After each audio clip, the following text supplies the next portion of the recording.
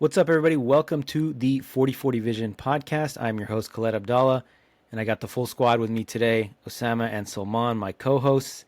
And today we're talking NBA. Before the season, the guys did a over-unders podcast for the Eastern and Western Conference, where they picked the over and under based on some Vegas lines of how the seasons would go. And I know we're only through the first round, but we're going to talk a little bit about each team's season. We're going to focus on the playoff teams so we don't spend too much time talking about the Washington Wizards or the Charlotte Hornets, and we're going to see who did a better job of predicting the over-unders. So we're going to start with the West, because that's where all the action is in the first round at least. And we will start with the number one seed Thunder. So coming into the season, they had an over-under of 55.5. Both of these fine gentlemen went with the over. So Salman, I'll start with you. What was the reason for the over, and how confident were you with the pick? I was pretty confident in the Thunder. Like they balled out last year. Healthy Chet Holmgren, SGA. He's MVP type caliber player. Probably was the MVP this year. So I was confident that they're only going to take steps forward and not backwards, and that's what they did. They also added Alex Caruso, Hartstein. So they added a couple of guys. Yeah, so they added a couple of guys, and I thought they were just going to take a step forward and continue dominating the West, and that's what they did, and that's what they're doing. Yeah, they actually set the NBA record for not wins, obviously, but point differential. I think it was 12.5 or something like that, which is pretty crazy, obviously, considering some of the other dominant teams we've had in the history of the NBA. Osama, did you have the same thought going in? Is that why you went with the over, just for, a continuation of last season? Yeah, there wasn't really a reason to suggest that they would be worse this year at all, right? They kept the same squad. The Hartenstein signing is like super big. Like they had some stretches without Holmgren this year, and he filled in quite nicely. They won 68 games. Like it's a fantastic season, and I think they just have so much depth too. Like you have your starting five, and then you could go Aaron Wiggins. You could go with Kason Wallace. You can go Isaiah Joe. They just have like so many other guys they could play. Lou Dort was like a defensive player of the year candidate. Everyone kind of went up a level too, like with all this youth that they have. Great team. I mean, they're going to be a problem. I don't know. There's like, I don't want to dive too far into like competition in the postseason, but in terms of the regular season, as dominant of a season by any team that you'll see. Yeah, they had a historic defense as well. Probably some of that has to do with the depth and the fact that they were legitimately like 11, 12 deep, which you just don't see these days. Before we move on to the next team, are they your current title favorites right now? And we're in the middle of the first round, close to the end of the first round. They have already swept the Memphis Grizzlies. We're recording this on April 30th, just for a little bit of context. But are they your title favorites right now? Yeah, if I don't want to lose my money, I would definitely bet on them to make sure that, yeah, safe bet, OKC. Yeah, I'm with Osama. Yeah, go ahead. Next up, the Houston Rockets, a surprise 2 seed coming into the season. Their over-under was 42.5. They end up going 52 and 30, so they blow past that. Salman went with the over, and Osama went with the under. We'll start with you, Osama. What made you go with the under, and how do you feel about it now? I was surprised to see that they closed out the year on like this crazy 10-0 run.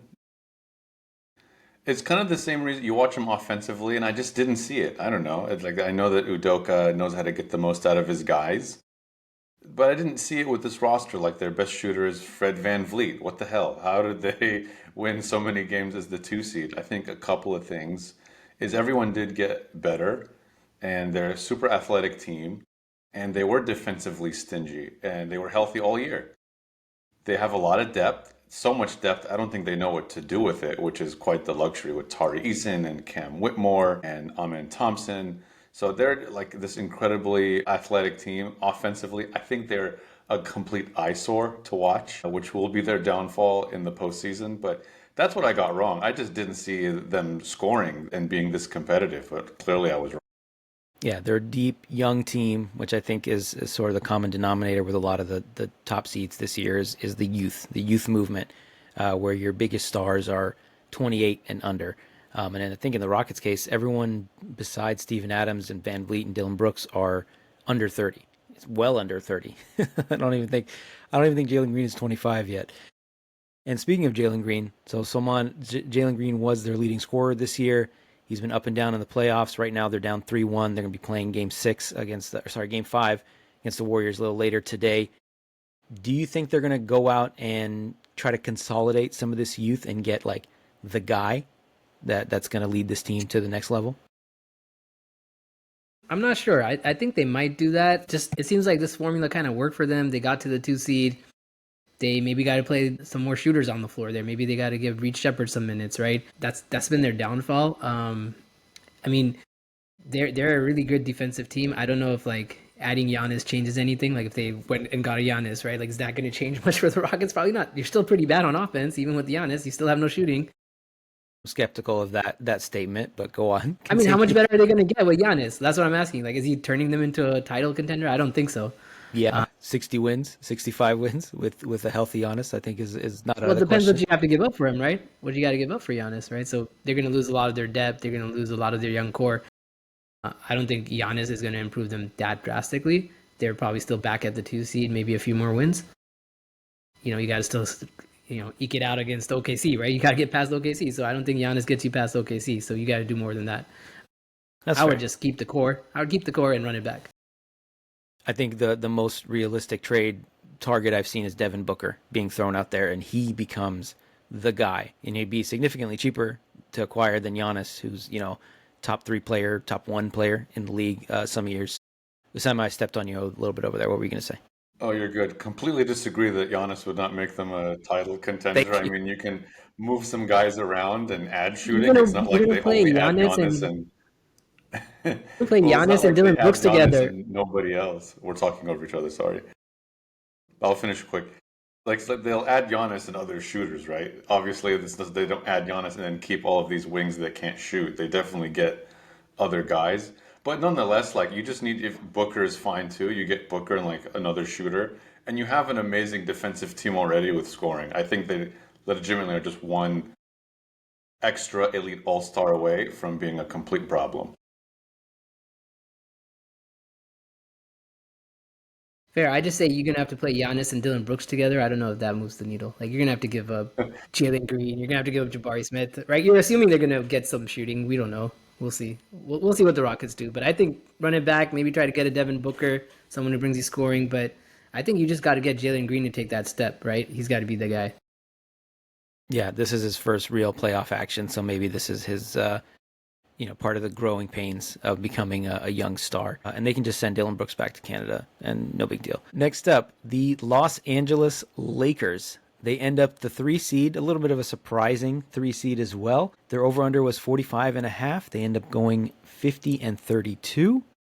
Both of you guys went under, which is okay. I mean, I don't think we anticipated that they would trade for an all-NBA player, a top 5 player in the league. One of the most shocking trades in NBA history, so I'll give you guys some grace here. But Sulman, what was your reason for going under on the Lakers? Yeah, I mean, I think me and Osama both were expecting Anthony Davis is probably going to get hurt at some point. LeBron's going to take like 2.5 weeks off in the season. And that kind of happened, but then they got Luka, right? They trade for Luka, and he kind of revs them up in the second half, and they go ahead and get to the 3 seed. But I didn't think that was like bearing that trade. I thought, Lakers were on the path to be a play-in team, and that's where they almost ended up if they didn't make that trade, I think. Yeah, they weren't far off. I mean, the play-in team was the Warriors and the Grizz and a couple other ones. They were 48-34. So not a huge difference, obviously, which was part of the reason that the Western Conference was so dramatic this year. So they were 28-19 before Luka, 22-13 after. They basically were able to stay the course after the Luka trade, where, during that time Anthony Davis was hurt, and who knows what the record would have been. I mean, again, a 3-4 game difference between a 3 seed and the play-in is a world of a difference. So, assuming they're currently down 3-1 to the Minnesota Timberwolves, assuming they lose this series, Osama, what do you see in the offseason as their main priority to turn this team from the 3 seed to the 1 seed and a title contender? I mean, the easiest, most obvious answer is an Anthony Davis replacement because they don't have one right now, right? A ton of those out there. Yeah. Well, I mean, just someone who can roll at the rim that's not named Jackson Hayes and can play defense and rebound. You can actually, I mean, JJ Redick played five guys, right, in overtime in their last loss in game four. And I've never seen anybody do that. I think that's been the consensus is he was just so lacking in trust that he just played five guys, none of them are big. And I think that they also need another defensive-minded wing or someone that can fill the gap and guard the other team's best players instead of Luka, because you can't keep. I don't know. Like that's one of the reasons why we rated them to be the 11th seed is LeBron and AD aren't going to play all these games. To LeBron's credit, the cyborg, he did play a ton of games, but it's hard to say. That's why you get Luka, and they are missing someone to fill in that because defensively he is such a crazy, volatile liability that you need that, and you need a big of some kind. I thought they were 500 on February 1st when they traded for Luka, but maybe I'm wrong about that. No, they were doing well. I mean, they weren't blowing anyone away, but they were in the top half of the standings. I think obviously the struggles of some of the other teams in the West, the Warriors at the time, the Kings, some of the other teams the Pelicans, obviously teams that were competitive last year fell off. And I think, you brought up LeBron and playing a ton of games. I think he realized that I can't really take my foot off the gas pedal because we don't want to end up in the play-in and end up having to play Memphis and Dallas. I mean, Dallas is not a great team at this point, but you still don't want to end up in that play-in mess when you can just get that week off. And I think they put a little bit of extra effort at the end of the season to get to that 3 seed, and their reward is a potential ass-kicking by the Minnesota Timberwolves. So I guess, yeah, be careful what you wish for. Next up, the Denver Nuggets. They finished with an identical record to the Lakers, 50-32, but due to some tiebreakers, they are the 4 seed versus the 3 seed. The over-under coming into the season was 52.5. Both of you guys went over. So both incorrect, but not by much. So I'll give you some credit there. Osama, what was your reason for picking the over on the Denver Nuggets? They have Nikola Jokic. All right, pot over. Yeah, we'll move on to the next team. Yeah, I mean, he was the MVP arguably this year, right? He had like his best, considering how dominant he's been, he had his best statistical year so far of his career, which is nuts to say. He was just incredible all year, and in these playoffs is, aside from yesterday, recency bias single-handedly taking out the Clippers, who are definitely a dominant team. They won 50 games despite having like no depth, a lack of bench depth. Like the KCP role has been tough to fill. They blew a lot of games. They have a lot of defensive lapses. Murray was like in and out of the lineup because of injuries. Like you just didn't know what you were going to get from him, and they still won 50 games. And it's all because of how special Jokic is. So and I think as long as he's on the team. And they fired their coach with like 4 seconds left in the season. So, like, with all of that, they still won 50 games. I think goes to show that as long as he's on the team, they're always a force to be reckoned with.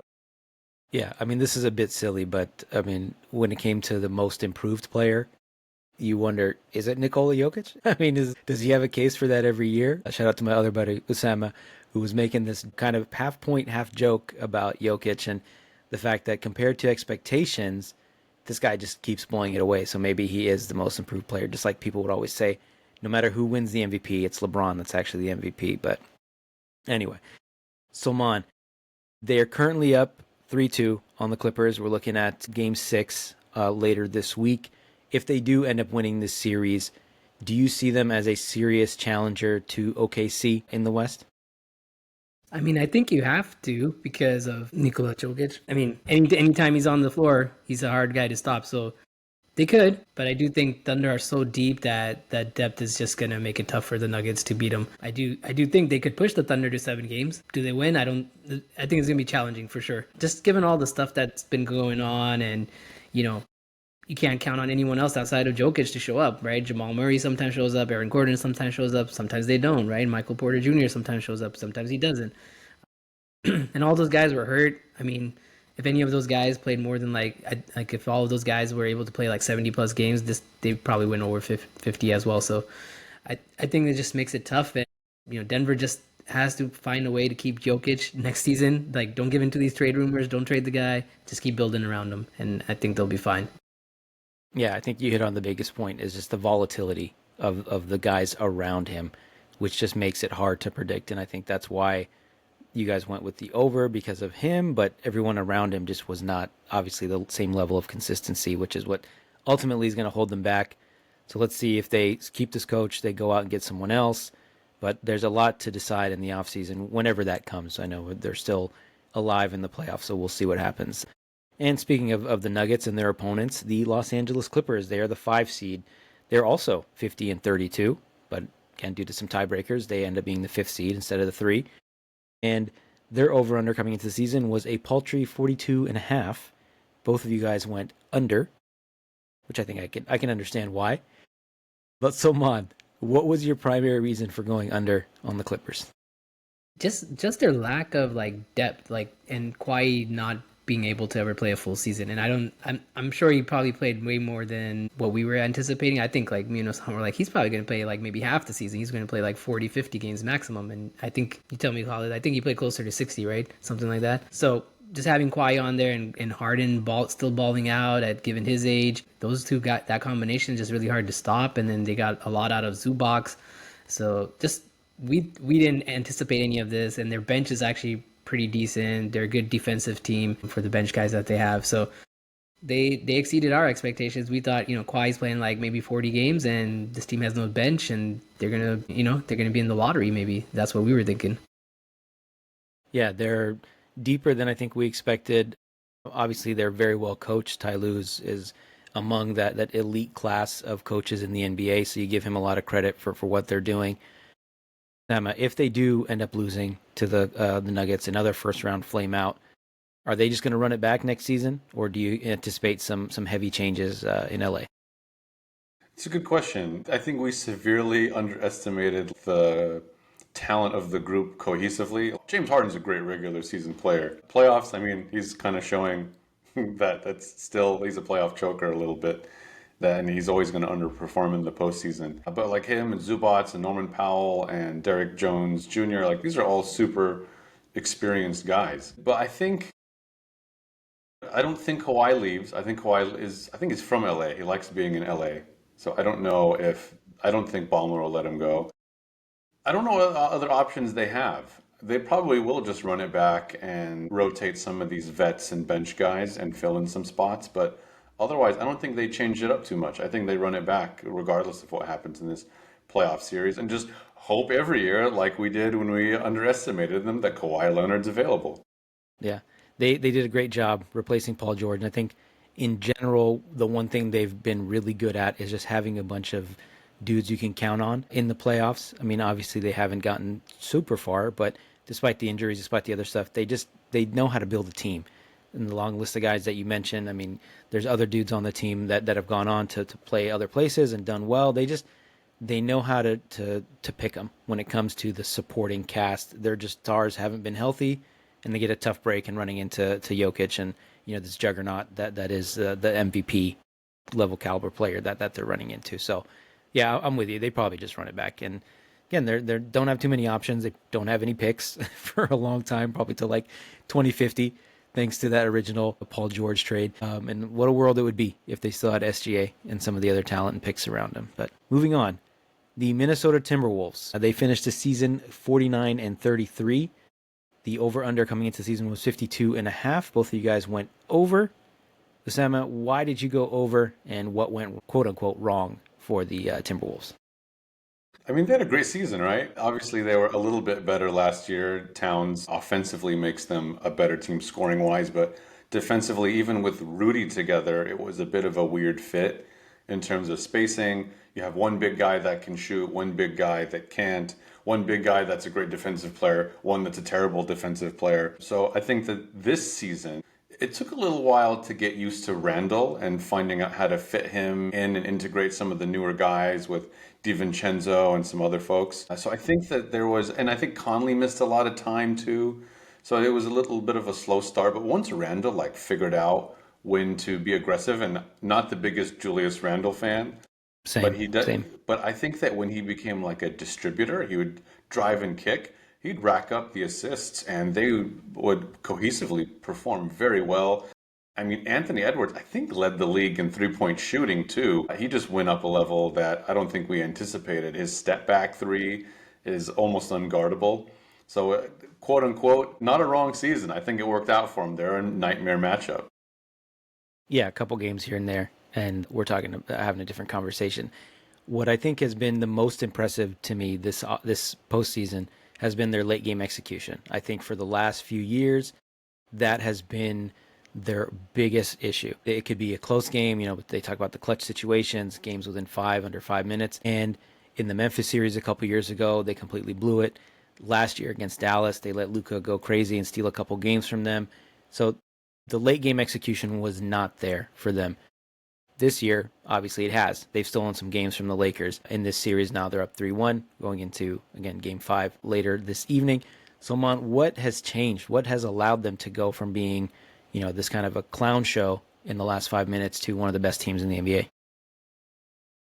I think a lot of that has to do with trading away Cat. There's always this is Cat closing? Is Anthony Edwards closing? And now it's Anthony Edwards closing. That's it. Everyone get out the way. Make sure you screen for Anthony Edwards. Make sure you get Anthony Edwards the ball. So I think just having that guy that they know for sure is the closer and playing through him is really helped them kind of clean that up. And, you just have to set ball screens for Edwards. You got to do things like that for him. And that's where they're dominating. And in terms of, I think they got a legitimate shot at the Western Conference Finals, and they can challenge OKC out there. They're going to make it very tough for the Warriors, who they will probably end up facing next, given how the series stands right now. So the Timberwolves, they just have to keep plotting that path that they have, maybe add some more shooting around Anthony Edwards, and they're always going to have a legitimate shot as long as Anthony Edwards is healthy. Yeah, I'm terrified of the Knicks series, assuming it is Warriors-Wolves. I was fairly confident Warriors in 6 again over the Rockets. It's a tough call, but we'll see obviously how Game 1 and Game 2 goes, if they, of course, end up matching up, but history tells us they should be. And speaking of the Warriors, they end up as the 7th seed. They go 48-34. Their over-under coming into the season was 43.5. Both of you guys went over. Sulman, why did you go over? And I mean, you got it right, but I don't think for the reasons that you said in the preseason. Yeah, I mean, I think we were just confident in, Steph, Draymond, Wiggins kind of doing those things together. Buddy Hield adding another element of shooting to the team. DeAnthony Melton was an exciting pickup for them too, but obviously he's no longer on the roster. So I think we were heading towards being wrong until they traded for Jimmy Butler, and that saved us there. The Jimmy Butler trade made us come out as geniuses, but I think that's it, right? Jimmy Butler just changed the whole dynamic of this team, right? They were maybe possibly looking at the 9-10 seed, and then Jimmy Butler comes here and he propels them basically to the 7th seed right there, and they almost got the 6th, right? So it was just, this is Jimmy Butler effect, and you can see it happening in the playoffs. It's the Jimmy Butler effect. He's got that dog on him. The night Steph can't go, Jimmy Butler's showing up. So that's really what's saving the Warriors. Yeah, they were 25-27 before the Jimmy trade. After the Jimmy trade, 23-7. So obviously, night and day difference after that transaction. And if only they traded for him a couple weeks prior, when the rumors first came out, maybe they would have been the 3 seed or the 2 seed, because there's such a small difference between all of those places. So just a world of a difference if they had initially pulled the trigger a little bit earlier. So again, as it stands, they're up 3-1 against the Rockets. The Wolves are up 3-1 against the Lakers. If they do beat the Rockets, Osama, what do you think is their ceiling this year? Do you see title number 5 in your crystal ball here?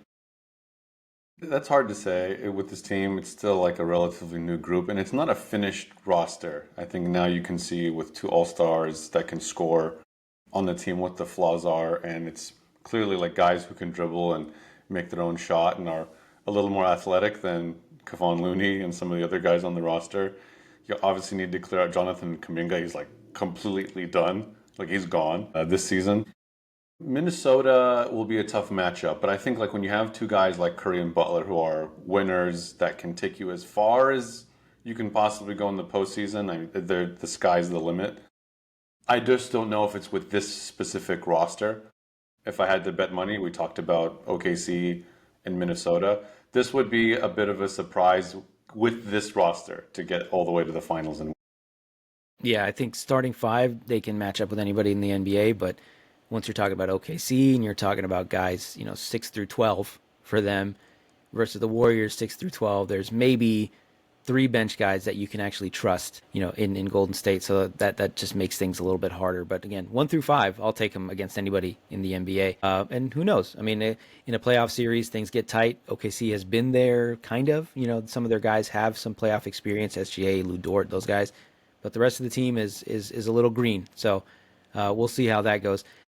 Next up, the Memphis Grizzlies, and this is the last playoff team we'll talk about. They go 48-34. They have a really strange season. Fired their coach as well. Their over-under was 45.5. Sulman went over. Osama, you went under. So Osama, you were wrong on this one. Why did you go under on the Grizzlies coming into the season?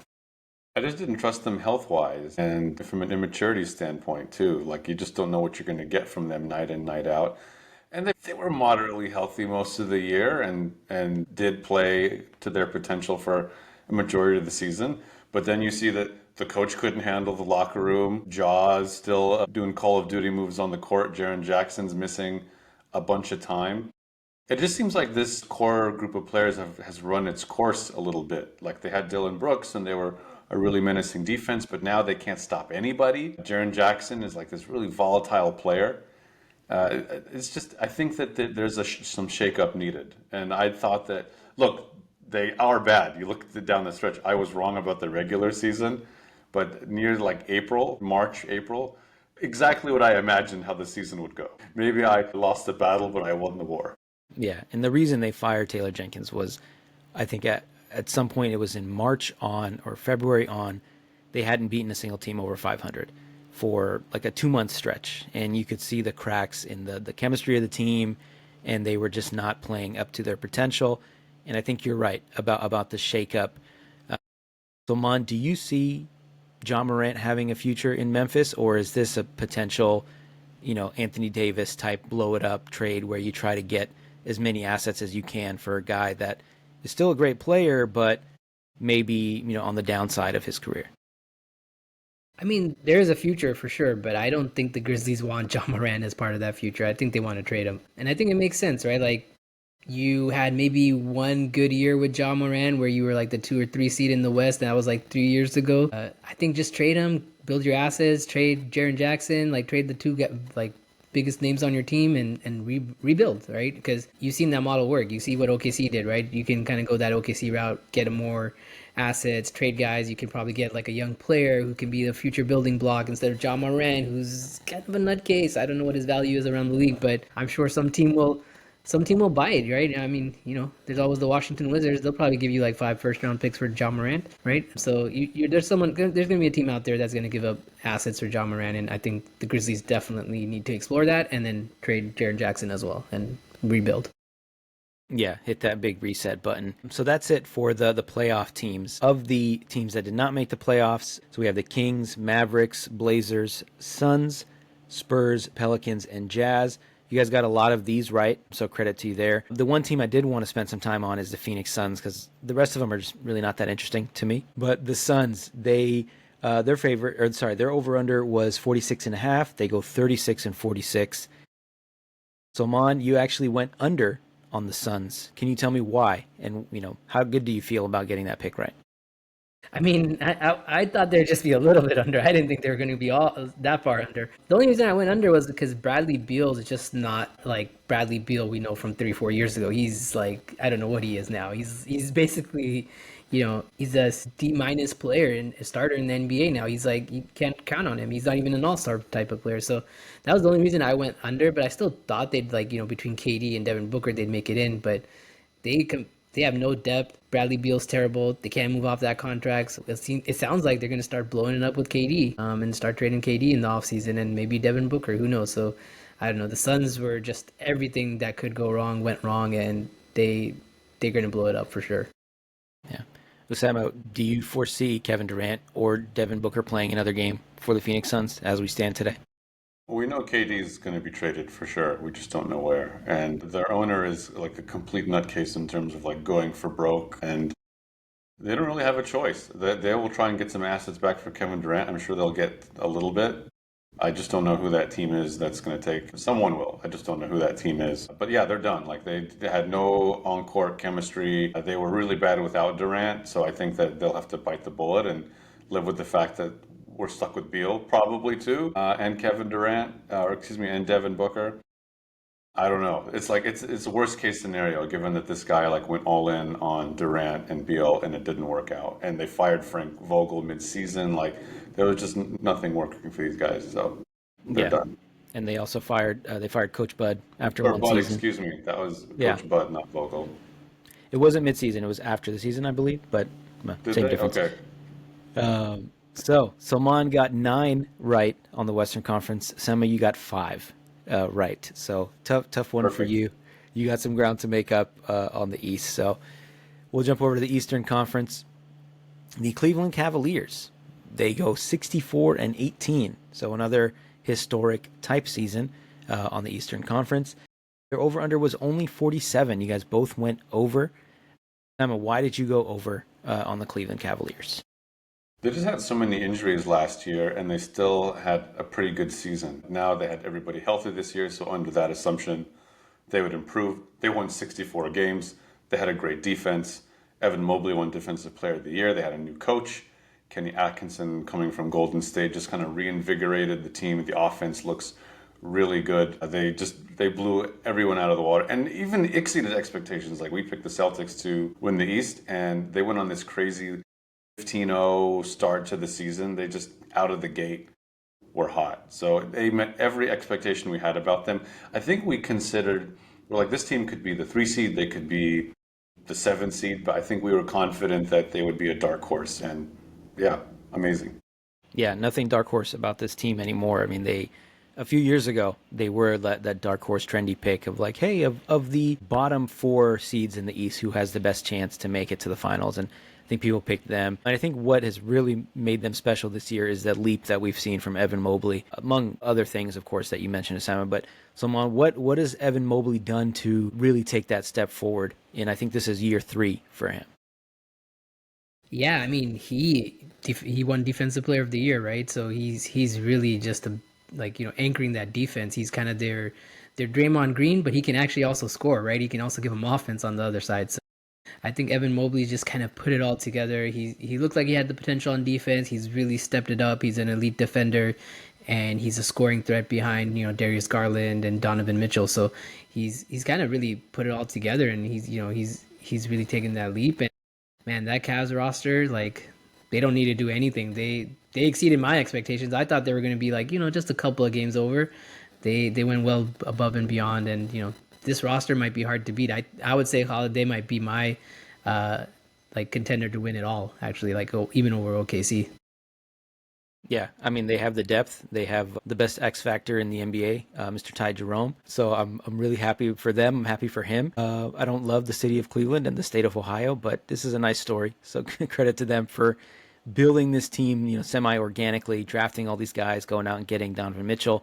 And, I hope that it pays off for them because they are a fun team to watch with some really exciting young players. So next up, the Boston Celtics. They end up being the 2 seed. They go 61-21, which is a remarkable achievement for a team that it seemed like at times was sleepwalking through the season as the defending champs. Their over-under was 58.5, so a pretty big number. But of course, they go over. Both of you guys went over. Salman, why were you confident that the Celtics, despite being the defending champions and maybe taking it easy a little bit, would still go past that big 58.5 number?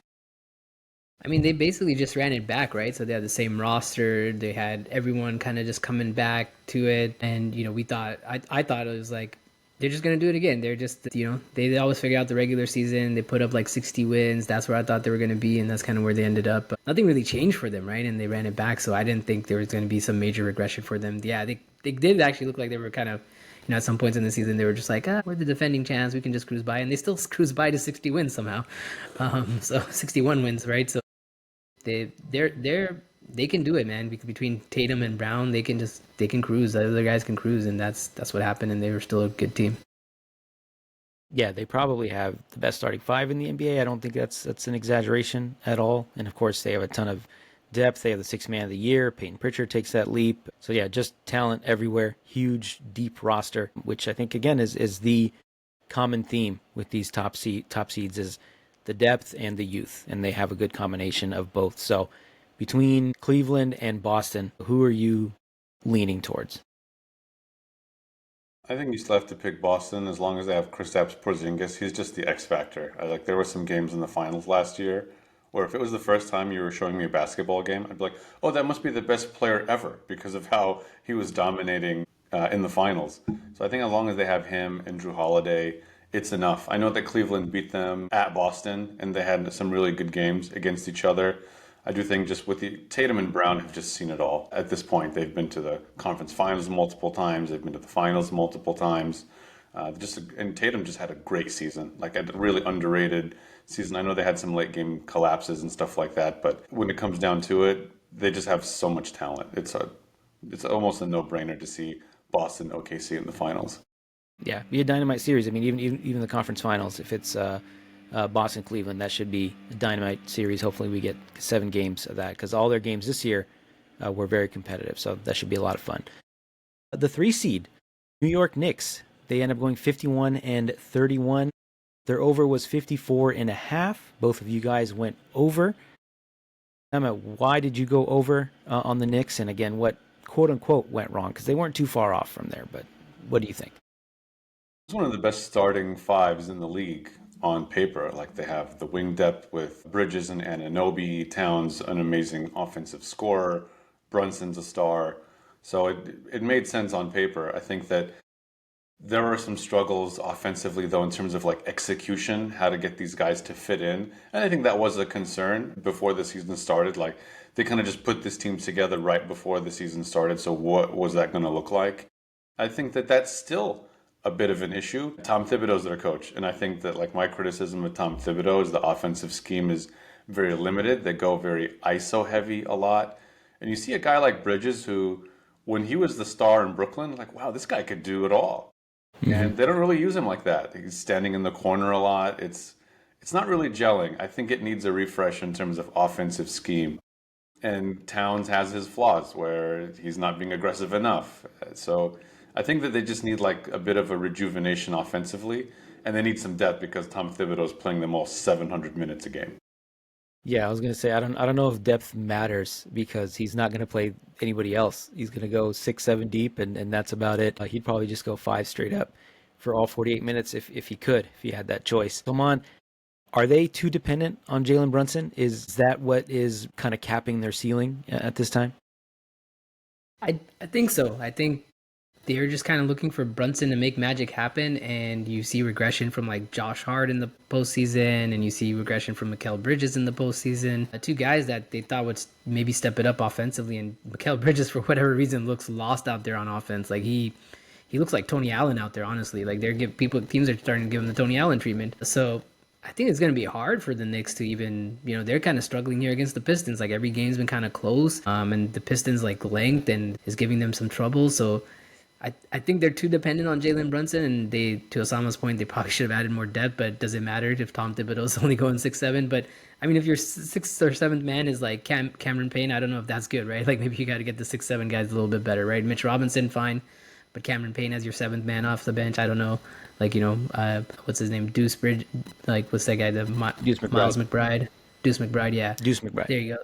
Deuce McBride. I was confusing him with the Spider-Man, but isn't his first name Miles? I thought his first name was Miles. Maybe I'm wrong. But yeah, they can't have these guys like be their main scorers off the bench and not get anything out of Mikal Bridges and Josh Hart and those guys. So it's tough, right? And I think Brunson can't carry that load, and Karl Anthony Towns is doing what he can, but between those 2 guys and no one else contributing, I think it's an uphill battle for the Knicks. They maybe even be out of this first round, right? Given how the Pistons are playing them. We'll see. I mean, they did go up 3-1. They did lose last night, so it's 3-2. But who knows what can happen? I mean, Jalen Brunson, he's rolled his ankle, I think, twice already this series.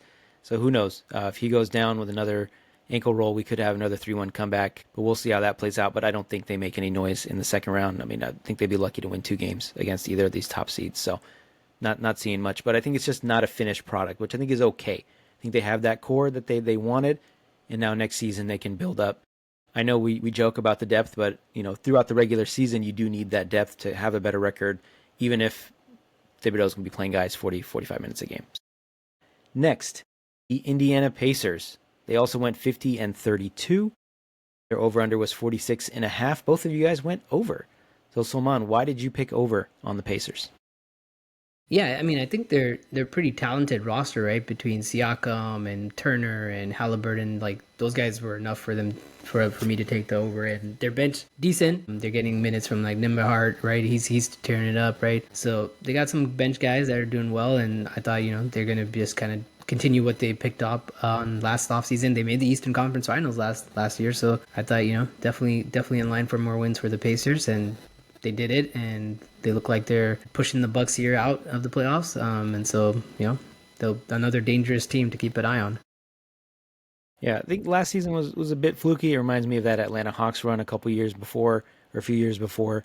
They run into the Knicks, who just every game someone else was getting knocked out of the series. But I mean, you still give them credit for making it to the finals. They didn't. I think they won one game against the Celtics last year, so not bad. I think this is just a fun but flawed team. What do you think, Osama, of Tyrese Haliburton being considered the most overrated player in the NBA? How do you rate him as a player? It's very strong, right? It kind of reminds me of like, this is a less extreme example, but when the players used to have a vote on who the best player in the league was, they all picked James Harden over Steph Curry. So I don't know, maybe it's a little bit of a boys club thing going on there. I'm not sure, but he's obviously, you saw him in crunch time against Milwaukee to close out the series, and he can just get by anybody whenever he wants. His like first step, really quick. I know Giannis had 5 fouls, so that played into some of the early parts of why he blew right by him. But for the game winner, Giannis was completely like just outmaneuvered. He's a great player. I don't think he's an overrated player at all. I think that, they're going to get Cleveland right in the next round. That's an exciting series. I think that they just have so many different ways they could throw guys at those two guards. In Cleveland, Turner has size. They play Siakam very well. Jarris Walker is getting playing time. He's a sneaky good defender who was even put on Giannis a few times by Carlisle in the series. Yeah, I mean, they're an exciting offensive team. I really enjoy watching them. Yeah, great coach, fun team. I think Halliburton's just corny. It's okay. He's just kind of a corny guy. He's got a couple of voices too. I think that's what is kind of funny about him. Yeah. Sometimes he's raspy, sometimes he's got the Karl Anthony Towns deeper voice. Yeah, I don't know. Exactly. He's the Karl Anthony Towns of guards, and people feel a certain type of way about Cat. They think he's corny. I think Halliburton is he's in the crosshairs right now, and that's okay. He's just a little corny, but I think he is overhated, not overrated. I think he's a great player. I'm sure the people in Sacramento wish they traded De'Aaron Fox instead of Tyrese Haliburton. This whole playoffs has just been like a troll of Sacramento Kings fans with some of the guys that have been stepping up. Speaking of the Pacers and Bucks, the Bucks, they go 48-34. Their over-under was 51.5. Both of you guys went over. Osama, why did you go over on the Bucks here? Purely just on the basis that if Giannis and Dame are healthy, they could get to 50 wins. I mean, the Warriors were pretty bad, right? And almost got to 50 wins. And these guys were, for the most part, healthy through the All-Star break. Dame did miss a ton of time with this deep vein thrombosis thing that kept him out for almost the entire playoffs until he made it through the end and tragically got injured. I think that the issue was defensively. They were one of the worst defensive teams in the league. The Brooklyn Nets had a better defensive rating than the Milwaukee Bucks. Like, they were really bad defensively. Just on the perimeter, they couldn't guard anybody. Lopez looks like a falling skyscraper when he's running out there, and he's like 37 years old. So they just ran it back with a pretty similar group. They just had Dame, but for the most part, they're just kind of like putting band-aids on things that have still been a problem for them. And they traded for Kyle Kuzma, which was one of the worst trades I've ever seen a franchise trying to appease to a superstar ever make. Doc Rivers couldn't even play him down the stretch in the last couple of playoff games because he's never done anything good in NBA jersey that made it worth trading for him. So, yeah, I know you're going to ask Sulman next, but I think that's why we appropriately tried rating them just based off of the talent of those two guys. Yeah, I think if Dame doesn't miss the last, month of the season or so with that the DVT, I think they could have easily gone over it. It's not that crazy to say. And you put it right. I mean, you said exactly what I was thinking is they just keep putting Band-Aids over things. Since the title-winning season, they fired Coach Bud shortly after that, and they just never adequately rebuild. I know it's hard to do that on the fly. We've seen it in Golden State. It's really hard to do that. The two timelines thing, all that stuff doesn't really work. You really have to either strike gold on a trade like the Lakers did with AD, like the Warriors have so far with Jimmy Butler, or you just really tear it down and start, from the studs. And I think if they're not able to not able to move Giannis, I'm sure they will definitely be able to move Giannis if they want to, but I don't think they will. So, Salman, do you think that they move Giannis? I know Dame is 35, just towards Achilles. He's got 3 years left on his deal. He's making, I don't know, $500 billion. So I don't think he's retiring anytime soon. But I don't see him returning to, all NBA level anytime soon. But do you think they actually pull the plug on this Giannis thing and try to restart this franchise? Yeah, I think it's tough because, I mean, if you're gonna do it, this is the off season to do it, right? If you're gonna try and get assets for Giannis, you're trying to get a full rebuild. This is probably the season. This is probably the off season to do that. But I don't know. I don't know. I think the ball's in Giannis's court. If he wants out, they'll let him out. If he doesn't want out, they'll run it back. So, I mean, if I'm the Bucks, I consider it because, I mean, you don't have much talent around Giannis, right? So, and Dame is probably done not playing next season.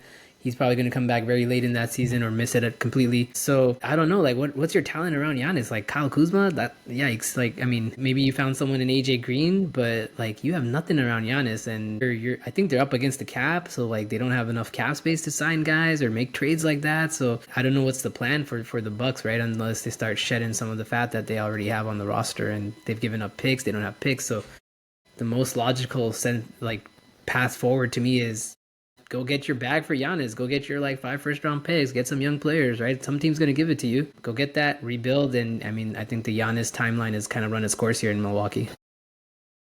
I think there's going to be a long list of teams, like a long line of teams that will be willing to give up everything for Giannis because we've seen that he is a franchise-altering type player.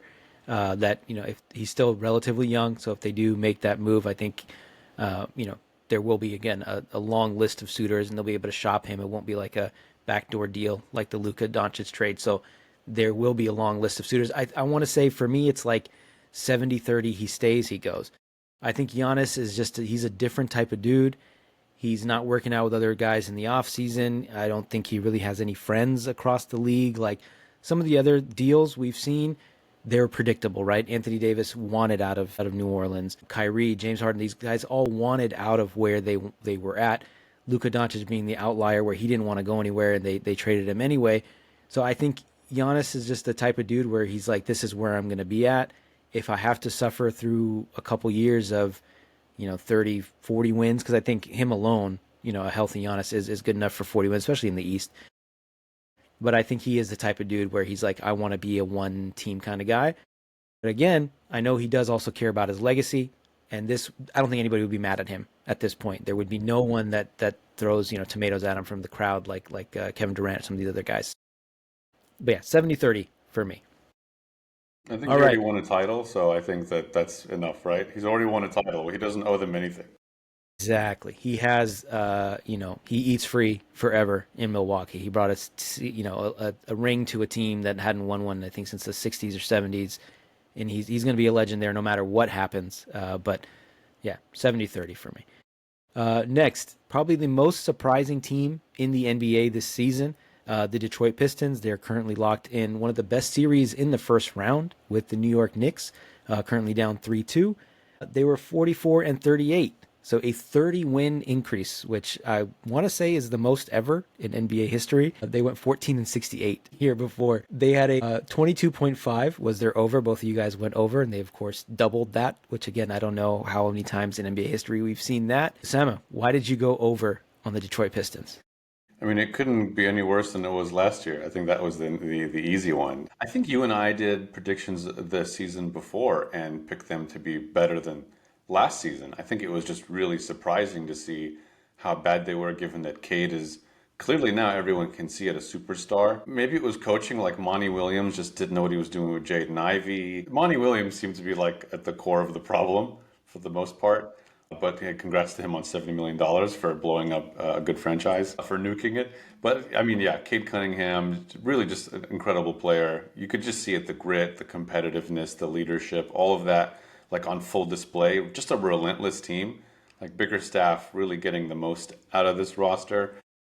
And the shooting too, like with Malik Beasley, I think he was second in the league in made threes. Tobias Harris is a good veteran presence for them. Duran, just like a solid big. I think they could get a little better at that position between him and Isaiah Stewart, but nonetheless, like this wasn't it was shocking how bad they were last year, and I think they just needed to find their way and just have a better system and know how to play together. And it's great to see. Like this, Cade Cunningham, can't say enough good things about him. Glad to see he is where he is now. Yeah, looking at them on paper, you're like, no way this is a 14-win team. This is, like you said, we talked about it beforehand. I think their over-under is probably in like the low 20s because they didn't have high expectations. We're like, yeah, way over.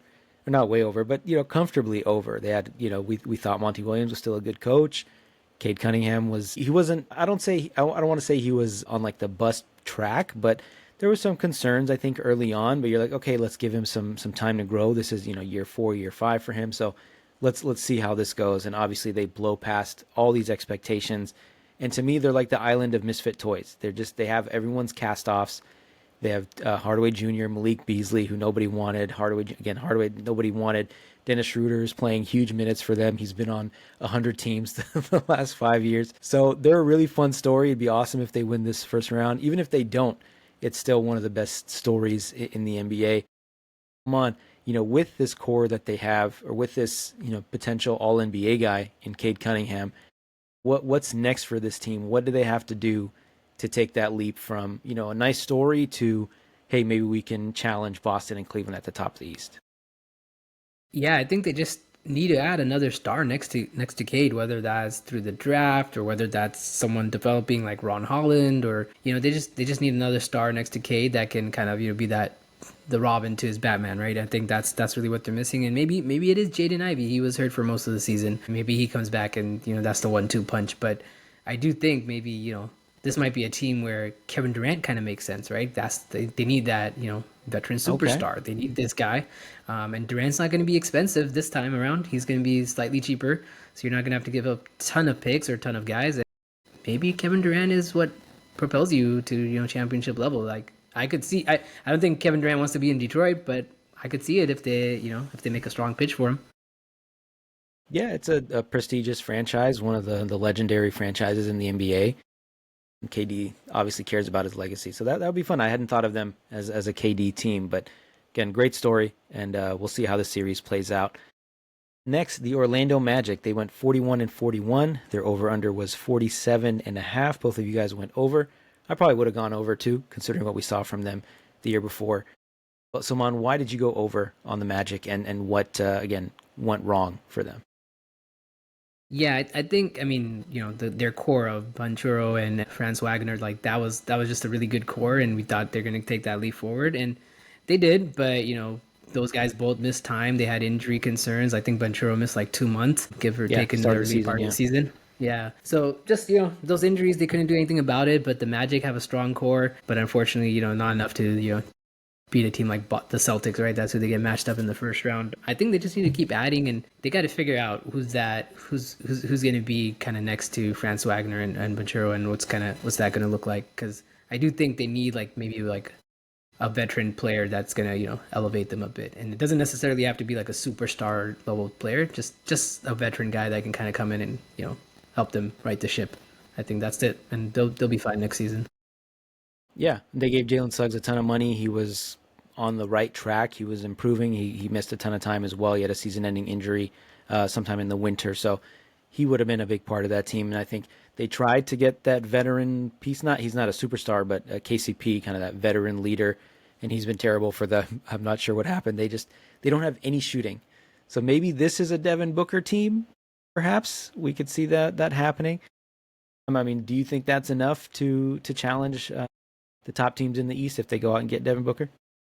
It would certainly help their case. They were the worst shooting team in the league. They had the lowest offensive rating, and they had the lowest three-point shooting rating in the entire league. Okay, and they still won 41 games, so that's impressive. They won 41 games despite that because they're the number one rated defense in the league, above Oklahoma City and Boston. And we did say before the season, a defensively stingy team, and even without Suggs, they still had a great defense. And Suggs was incredible to start off the year. It's unfortunate he got hurt. And they did have some injuries, like Paolo missed a ton of games and they had to like gut it out without him. They do need somebody else that can legitimately shoot the ball consistently. I know Paolo and Franz Wagner are kind of still figuring it out, and you could tell shooting against this Boston defense, it was hard for them. They struggled a lot. They need someone else to space the floor because nobody else on the team can. So Booker would be a wonderful start. Yeah, literally anyone can shoot. I know Malik Beasley's on a 1-year deal. We were talking about the Warriors and some of the free agents they could go after. There's some names on that list where you're like, okay, this guy shoots above 38% from three. Maybe we can throw some money at him, especially because all these guys are still on the rookie deals. So they have some money to work with down in Orlando. And they're a fun team. I love Banchero. I love his game. He's exciting to watch. But, they're just, as a team, it can get to a slog, unfortunately, when the offense really, really slows down. I think they're a team to watch in the next few years. We'll say that. Last and kind of least as well, the Miami Heat are a surprising playoff team. They are 37-45. That's got to be the worst record ever for a playoff team in an 82-game season. Anyway, they're 44.5 over. Their over-under was 44.5. Both of you guys went over. Sulman, why did you go over? And I think we all know what went wrong with Miami, but what happened here? We went over just based on the roster that they had. Jimmy Butler, Bam, that's a good team. They're gonna get wins. But Jimmy Butler just for whatever reason was like, no, I'm done in Miami. I want to play for this team. And that happened pretty early in the season where he was just like missing games. He wasn't showing up. He was quote unquote injured. A lot of drama with Jimmy Butler that just kind of tanked their season. And then once he got traded, they made a somewhat decent push into the playoffs, but they caught fire in the play-in games, and they took out the Hawks, who were supposed to be that 8 seed, but they took down a few teams and got themselves the 8 seed somehow. Not a great team. I don't think like you're gonna count on them to be come running back and be a play-in team again. I don't think so. I think they're heading towards the lottery, and they got to start consolidating some assets here. Yeah, their reward for winning the play-in was losing by 50 points and getting swept by the Cavaliers. So I don't know if it's worth it. But, I mean, at some point, Osama, does this Heat culture thing have to take a step back to reality and be like, maybe we should not have won the play-in so we could get into the lottery? Yeah, I mean, Heat culture has a lot to do with having Jimmy Butler on your team. I think that's Heat culture, right? To some degree, you can have teams that play hard. And look, you did see some of that culture. I think it's defensive identity and just execution. Like they were the 10 seed and made it into the playoffs through the play-in as a 10 seed. So coaching advantage-wise, they have that. But they didn't get any better. I think there's a front office issue that they have because they had Butler.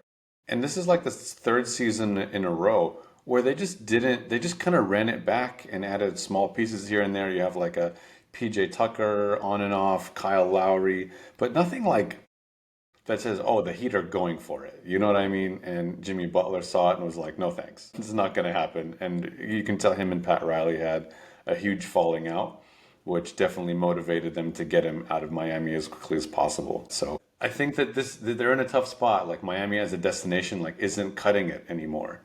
It doesn't matter what the culture is, or that it's tax-free in Florida, or you get to live in Miami. None of that's really been the case. They've been whale hunting for years and have not gotten the elusive Giannis or Kevin Durant. And I don't see that changing with the roster that they have. Yeah, I mean, even if they do go out and get Kevin Durant, I don't know what that does for the rest of the roster. Yeah. Giannis, I don't know if they have the assets to make that happen anyway. Maybe after the Jimmy Butler trade, they have a little bit more in the war chest. But I just think about, as you were talking, I thought about the alternate universe where they actually make that Tyler Hero for James Harden trade a few years back. I couldn't think of a player that's like the antithesis of Miami Heat culture than James Harden. So I don't know how that would have worked out. I know they have like body fat requirements and stuff like that. So there's guys that you're like, these dudes, these are Miami Heat type players. They're going to outwork you. They're going to outrun you. They're going to be more conditioned than you. And, maybe that matters when you're playing the Atlanta Hawks, but when you're playing like a real top caliber team, that the talent difference is too great for the other stuff to really make a difference. And I think maybe it's going to take Pat Riley stepping down or passing away like Al Davis for them to like really change how they do things and just be like, you know what, we're going to suck again for a few years. And people are still not going to show up to our games. They don't show up to our games when we're good anyway. So let's just, suck for a few years and see what we can get in the lottery, or wait for another one of these superstars to get antsy about living in the cold north and wanting to move down to Miami. So that's it for the playoff teams. None of the other teams in the East are really all that interesting, except for me, the Philadelphia 76ers. I want to say coming into the season, people talked about them being the winners of the offseason. They go out and get Paul George. They have a pretty formidable roster when everyone's healthy, and of course, none of them ended up being healthy. Maxey misses time, Embiid misses a ton of time, Paul George misses a ton of time, and they end up being in the lottery. I think they have the second best odds now to get Cooper Flag. But what do you guys think? What is next for them? I mean, we talked about Giannis moving on, Durant moving on. Is Embiid leaving? Are they going to try to get anything they can for this guy that is, when healthy, again, with a big caveat, when healthy? But Sulman, I mean, do you think that they're another team, like a candidate to really blow things up here? I think they should. I think they should just build around Maxey and whoever their draft pick is this year, and see what you can get for Embiid. See if you can move Paul George. Maybe you can recoup that first round pick the picks you gave up for him, right? Like maybe get a first round pick if you could for Paul George, right? But yeah, Embiid and Paul George on the same team. Ooh, that's you're just asking to miss the playoffs, because those guys are both never going to be healthy together, I think, and that's going to be the crux of the problem here for the 76ers. So yes, look at trading Embiid. Someone's going to give you some picks for him despite his injury concerns, but you definitely will get at least 2 to 3 first round picks for Embiid, at least. So go that route, build, maybe you get Cooper Flag and you build around Cooper Flag and Tyrese Maxey, and you're a much more exciting team to me. If you can move off Paul George, now you have cap space, you can sign free agents after this. So I would go down that route, and the 76ers, man, they're the team that started the process, so why not do process 2.0? Go for it. I mean, if they get flagged, that's not even the process anymore. That's just a new era. Osama, do you think them blowing it up is contingent on winning the lottery and getting Cooper Flag? Yeah, I think that's at least it puts more confidence in what direction they'll go in, right? Obviously, with Daryl Morey, I have more confidence in their drafting of players. I know he uses like AI and he's super analytical. They obviously hit with Jared McCain. It's just unfortunate he got hurt. So I think front office wise, I'm confident in whatever they'll do next. But yeah, if they get Cooper Flag, you could definitely think about parting ways with Embiid and trying to get some assets. He's missed like half of the games that he's been eligible to play in, and he's made a significant amount of money not playing. Good on him to make the money, but if you're a front office, you should think about having a superstar who's going to be there on the court. Yeah, if they do win the Flag sweepstakes, I think they put a big clearance sign on the Wells Fargo Center and say, come get him. Come get Embiid. We'll give you 50, we'll take 50 cents on the dollar for him. We'll probably throw some picks in so he can take his contract. Same thing with Paul George, and just, start over with that another 3 of McCain, Maxey, and Flag. So we'll find out when the draft lottery happens. I think it's in a couple weeks. So we shouldn't be waiting too long to find out what happens next. So on the East, you guys both got 9 right. So credit to you for that. You guys actually I think agreed on all of them except for the Raptors. Sulman, you went under, and Osama, you went over. And the Wizards, I guess you believed in Jordan Poole or something, Sulman, but you went over on 22.5 on the Wizards, and they won 18 games. I hope they don't get Cooper Flag. I pray they do not, because they are an awful franchise, and they will ruin this kid's career before he gets started. So that's it for our review. Thank you guys. Appreciate you for sticking with us. Make sure you hit that follow, like, and subscribe button.